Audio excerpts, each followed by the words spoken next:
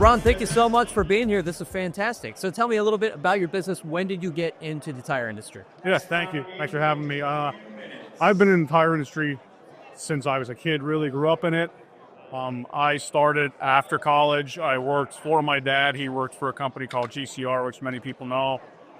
And then we had an opportunity in 2010 to go out on our own. So we took the leap and haven't looked back. How many locations? We're a single location.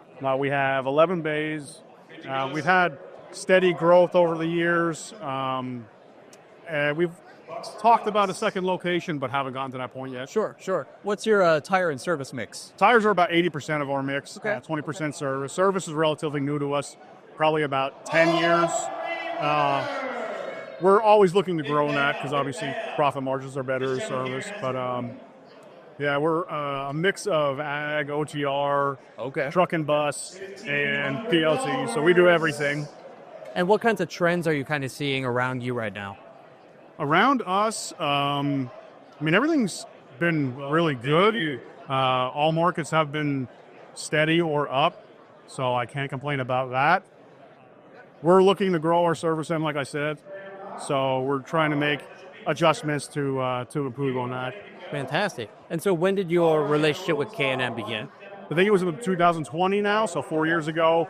They acquired a company called Safe Mark, which is owned by the Pennsylvania Farm Bureau. Sure.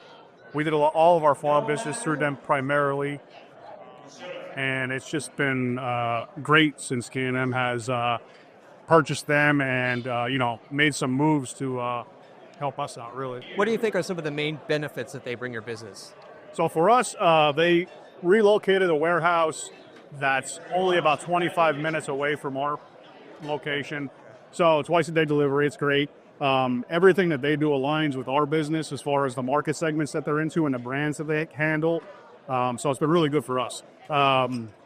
We thought we might, adjust our inventory a little bit, but we still keep the same amount on. But we have access to everything that they have in Hughesville, which has been really beneficial to us. And, we need something. If we make a call, they make it happen. So That's fantastic. That's huge, yeah. And so what are your areas of growth that you're kind of focusing on in 2025? Again, the service side of things, we just want to grow that business more. Luckily for us, and from other people I've talked to, it seems to be a standard. The workforce is improving, personnel is improving. We have a really strong core of people, good people, and we're able to move people around and be more efficient. So it's that's where we want to work toward this year. I'd love to hear that. Ron, thank you so much for your time. Really appreciate it. Thanks for having me. Appreciate it. Absolutely.